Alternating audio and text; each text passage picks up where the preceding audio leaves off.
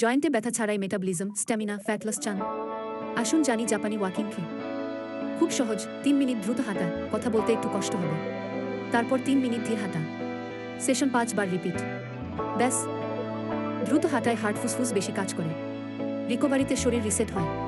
ফল: শক্তিশালী হার্ট, ভালো blood sugar, দ্রুত মেটাবলিজম, হাঁটা শেষেও জিম লাগে না, সরঞ্জাম লাগে না, জয়েন্টে চাপ পড়ে না।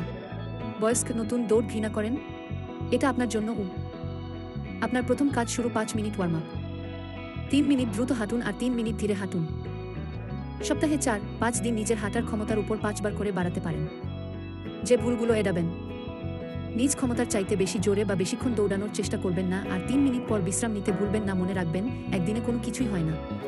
পুজো হয়ে হাঁটবেন না, এটি আপনার মেরুদণ্ড ও স্বাভাবিক চলাচলকে ক্ষতিগ্রস্ত করবে।